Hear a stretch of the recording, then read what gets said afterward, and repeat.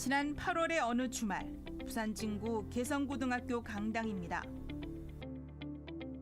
동양과 동평, 동평여중 등 인근 3개 중학교 학생들과 백양마을 주민 등 1000여 명이 한자리에 모였습니다.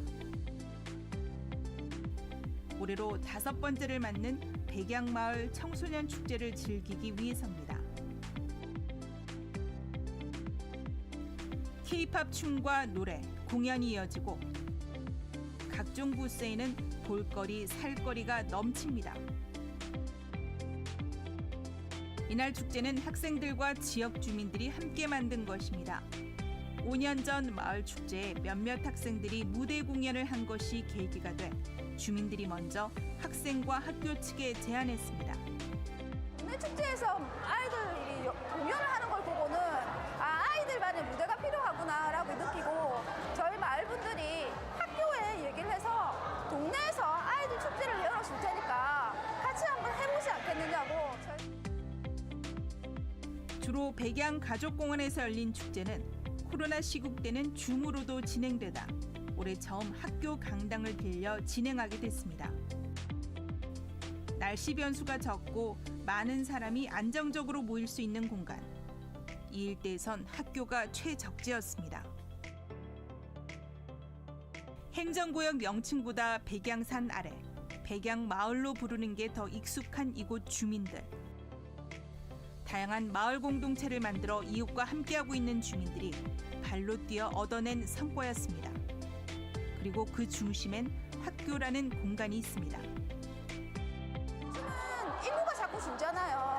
학생 수는 주는데 학교 공간은 남아돌아요. 그래서 그게 평생 교육 공간으로 아주 적당하거든요. 그래서 주민 내 교육과 문화적 욕구를 학교 공간에서 충분히 누릴 수 있다고 생각합니다. 그래서 학교 공간이 좀 개방됐으면 좋겠어요. 수영구의 한 초등학교.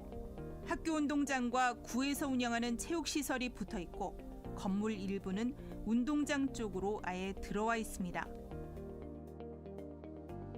학교 복도와 이어져 있는 2층 대강당은 주민들은 물론이고 학생들도 체육 수업 등에 활용하는 공간입니다. 멀리 가지도 못하고 또 가격 면에서 시설 면에서 거의 주민들한테 만족하다고 볼 수가 있어요. 15분 생활권 내에 학교와 직장, 의료, 운동, 문화 등 시설들에 대한 접근이 가능하려면 한 공간을 다양하게 활용하는, 즉 시설의 복합화가 꼭 필요하다는 지적입니다. 학교가 대표적 공간입니다. 생활권 내에 학교만큼 고루 분포된 곳이 드물기 때문입니다. 9년 전 지어진 수영 구민체육시설이 그 작은 예시가 될 수 있습니다. 이처럼 주민에게 학교 문을 열어 학교 시설을 다양하게 활용하는 것은 학생 안전 등을 이유로 아직 갈 길이 멉니다. 교육부도 지난 3월 학교 복합시설 조성 계획을 내놓긴 했습니다.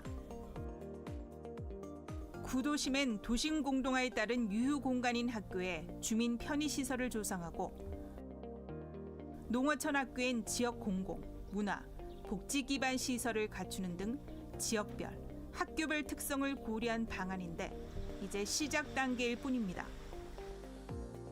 그 학교 운동장 하나를 좀 지혜롭게 같이 쓸 수 있다면 얼마나 많은 땅을 세이브할 수 있고 더 많은 나무를 심을 수 있고 공원도 가질 수 있을 것으로 생각하고 집도 지을 수 있을 것이고요. 근데 우리는 그거를 그냥 수평으로 늘어놓고 또 새로운 것을 찾으려고 하니까 참 쉽지 않아요.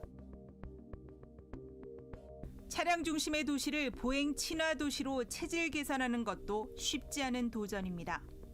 15분 생활권 시범지구로 선형공원 조성을 추진 중인 단감서로 일대에는 벌써 공원 조성에 반대하는 플래카드가 나붙었습니다.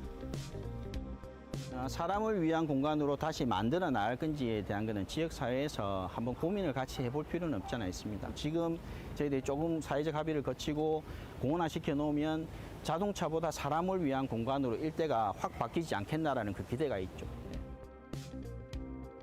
도시 전체 면적의 약 70%가 평균 10도 경사지이고 전체 인구의 76.7%가 경사지에 거주하는 부산의 경우 15분 생활권 조성은 특히나 어려운 도전입니다. 2008년 이후 15년 가까이 40%대에 머물러 있는 대중교통 수송 분담률을 높이는 것도 과제입니다. N분 도시, 15분 도시의 가장 핵심이 보행과 대중교통인데 사실은 그 두 가지 측면에서 삼복도로를 보면 너무 열악하죠.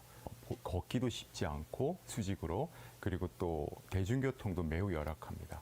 그렇다면 기존의 대중교통과 보행 환경을 그대로 두고 삼복도로의 15분 도시를 추구한다? 이건 사실 불가능한 일입니다.